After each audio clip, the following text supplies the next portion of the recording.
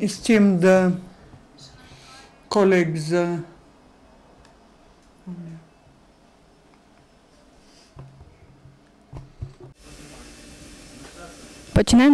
shall we start? Good afternoon, esteemed colleagues. We are starting the last but not the least press briefing. I would like to invite Igor Shevchenko, Minister of Ecology and Natural Resources of Ukraine.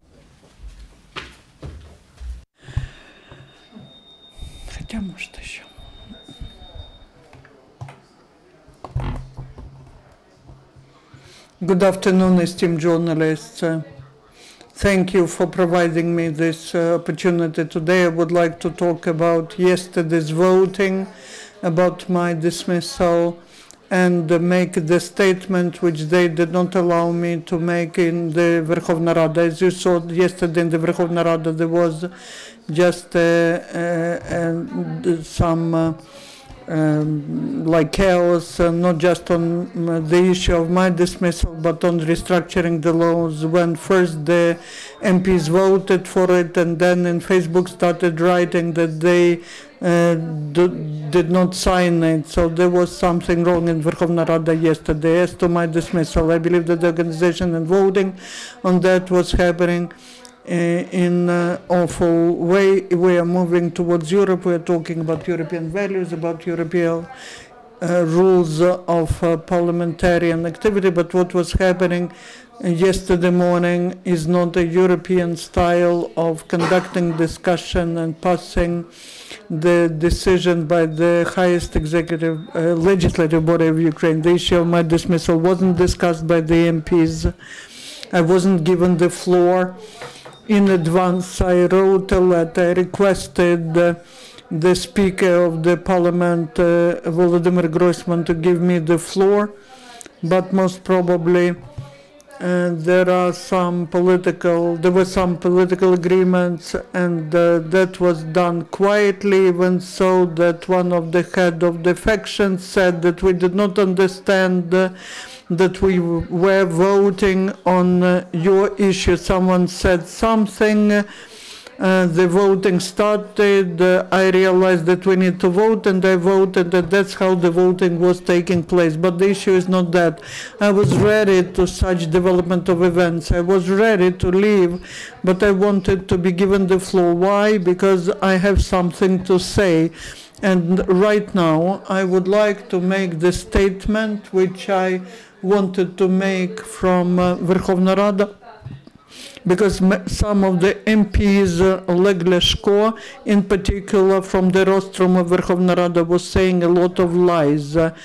He was just slandering, and he will be responsible for that in the court. And I wanted from the same rostrum to provide my arguments to the MPs so that they hear the second party of the situation, not just Oleg Leshko and other MPs from Narodny Front.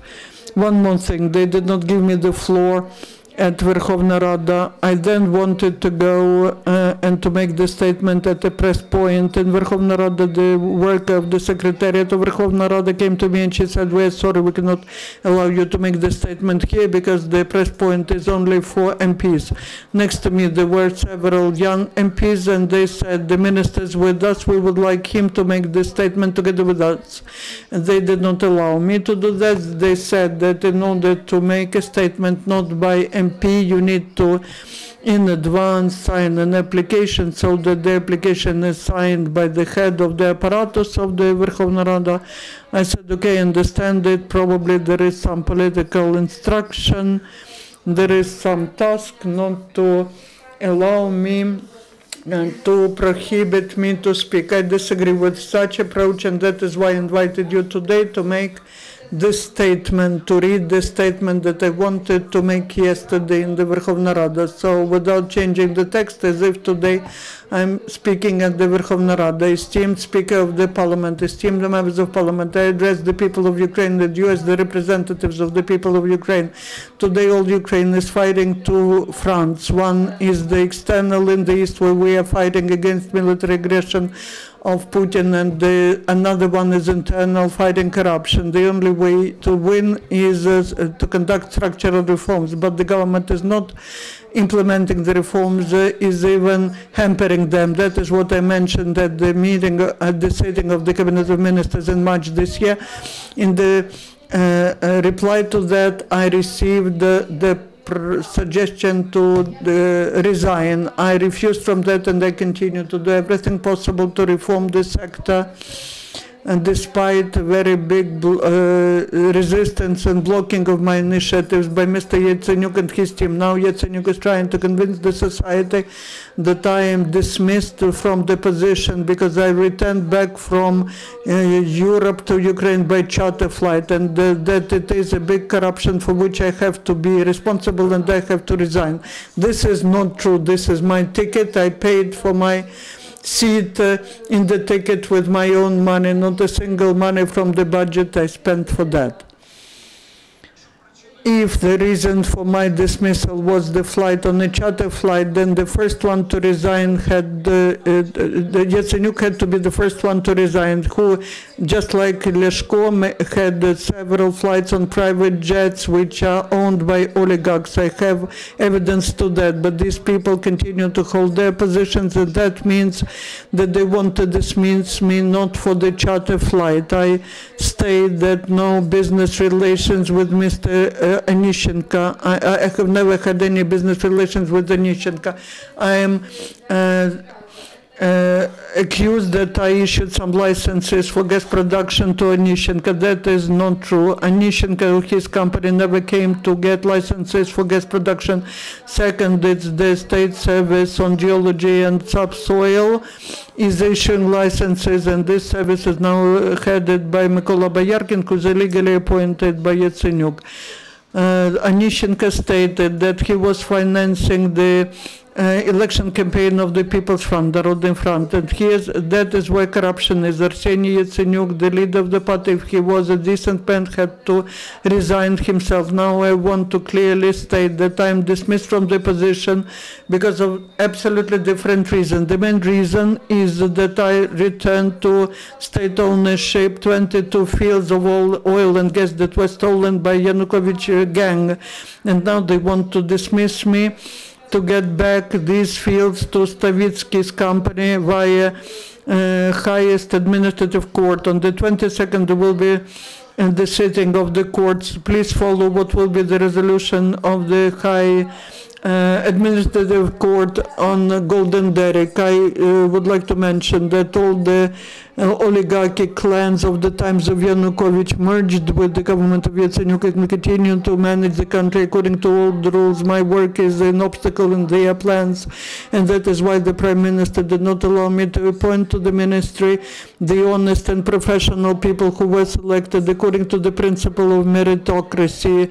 Lee Kuan Yew, Saakashvili established order in their countries according to this principle. I do not represent a single parliamentary party in the government. I came to the government as professional, as the representative of the civil society with the support of the president and the parliamentary coalition, and I was honestly giving all my forces to reform the country and the ministry. And now we address all the MPs with the request: vote for my resignation, because I have no desire to work with corrupt and dishonest Prime Minister who is the product of old Soviet-type bureaucratic system. Your voting for my dismissal will be expression of distrust to the Prime Minister and his anti-national policy. After my resignation, I will create the team of high-quality people like Pavlo Sheremetyev and Sasha Borevik, who Yatsenyuk pushed out of the government, just like he's doing it to me. Together we'll continue fighting against corruption, for reforms for the benefit of Ukraine and the common people.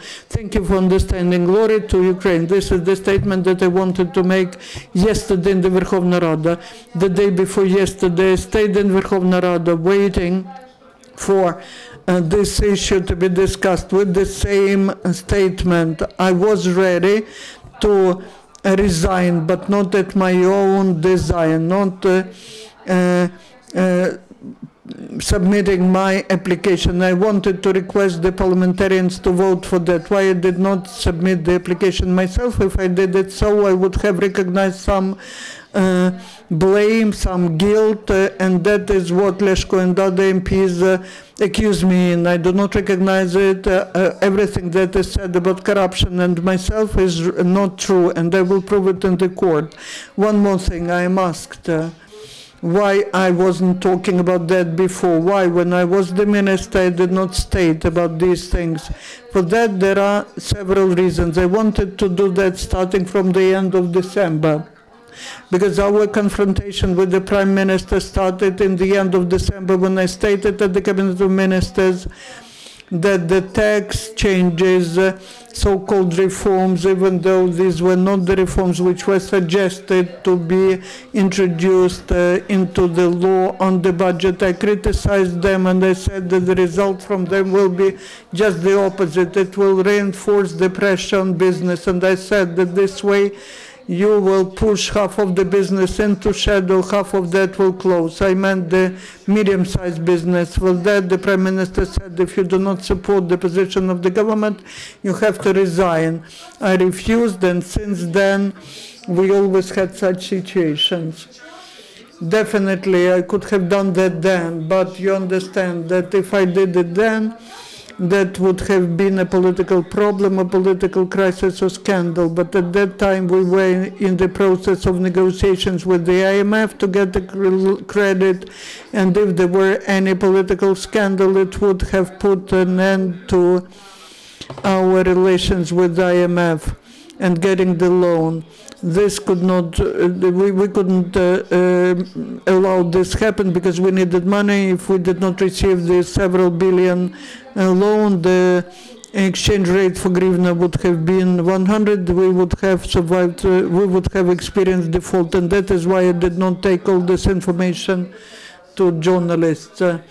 And second, again, on one of the, you could not blame anyone or accuse anyone in anything, look at having one episode. I needed time to accumulate facts, to analyze facts, and then to explain it to the society and the public. I even took an advice from your colleagues, from journalists on that, and at that time they recommended me not to take this problem, not to make it public, but now you see what the situation is, and now I cannot but say the truth, because I need to reply to all the dirt which is being poured on me. I'm doing it now, even though I have always been trying to find compromise. I have always been trying to come to agreement with the Prime Minister. I was calling him to constructive work, dialogue, and to implementing the regulations of the Cabinet of Ministers. Why? Because he personally, the Secretariat of the Cabinet of Ministers, all the time were violating the regulations of the work of the Cabinet of Ministers, and that does not allow to pass normal decisions by the Cabinet of Ministers to conduct reforms. This is the main problem, why I did not do that before, why I am stating it now when I am being dismissed. And now I am ready to answer any of your questions. Any questions? If not, then thank you. Igor, I hope there is a question, sorry. On a ticket that you showed, what is the ticket and what's the cost? That is a ticket, basically that's an invoice for charter flight, $1,000. That was the cost of a business class in a regular aircraft. That is the flight that was taking 8 people. I paid for my seat, not for the whole charter. I am accused that I flew by this charter alone. That's from Nizza to Kiev. Any other clarifications? If not, thank you. Our briefing is over. Thank you. And our working day is over. And you will see the agenda in the end of the day. Thank you.